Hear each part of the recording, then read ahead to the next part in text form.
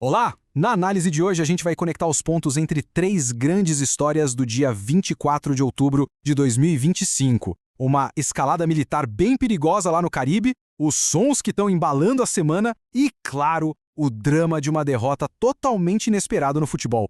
Bora entender o que tá rolando.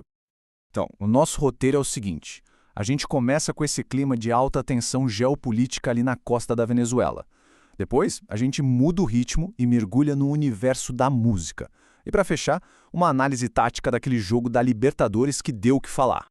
A nossa história principal de hoje começa com uma movimentação militar bem grande dos Estados Unidos que está esquentando e muito, uma relação que já era super tensa entre o governo Trump e o governo do Nicolás Maduro na Venezuela.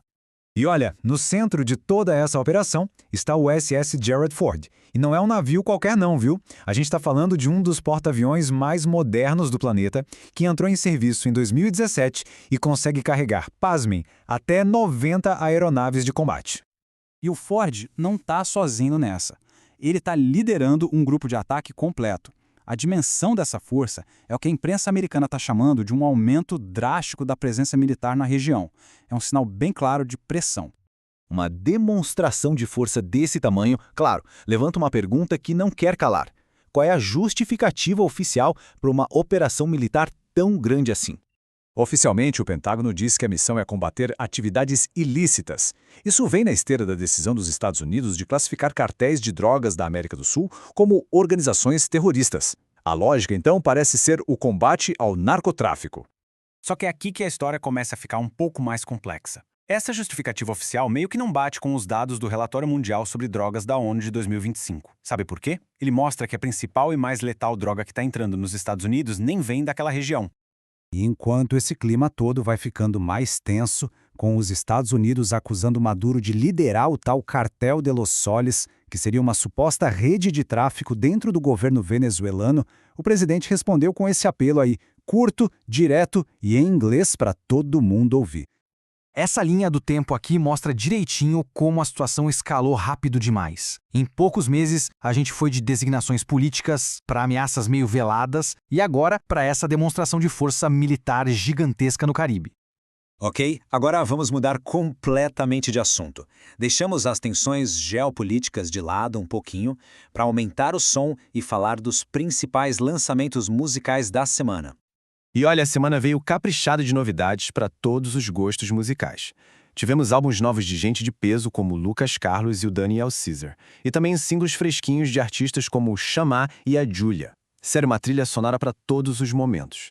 Mas no meio de tantos lançamentos, um deles tem um significado todo especial, um peso emocional único, um novo símbolo póstumo da nossa eterna estrela brasileira, Marília Mendonça. E para fechar, a gente troca os palcos pelos gramados para dissecar um resultado que, olha, abalou as estruturas do futebol sul-americano. A derrota surpreendente do Palmeiras nas semifinais da Copa Libertadores. A pergunta que não quer calar na cabeça de todo torcedor com certeza é: como que uma potência como o Palmeiras sofre uma derrota tão pesada, um 3-0, para a LDU em Quito? Para tentar entender isso, a gente foi buscar análise do especialista Paulo Vinícius Coelho, o PVC. Ele aponta 4 falhas táticas bem claras e tudo começa com uma estratégia de defesa de altíssimo risco. O Palmeiras tentou fazer a chamada marcação alta, pressionando a LDU lá no campo de ataque deles, só que isso acabou criando um buraco fatal na sua própria defesa. Então, o que fica claro é que a derrota não teve um motivo só. Foi uma combinação de fatores, um plano de jogo que não deu certo, o desafio de sempre que é jogar na altitude de Quito e, claro, mérito total da LDU, que foi taticamente impecável. O placar final de 3-0 foi cruel, e como bem observou o comentarista Lucas Musetti, o Palmeiras simplesmente não conseguiu competir, foi superado em todos os momentos do jogo. O resumo do PVC sobre a atuação do Palmeiras foi curto, mas devastador.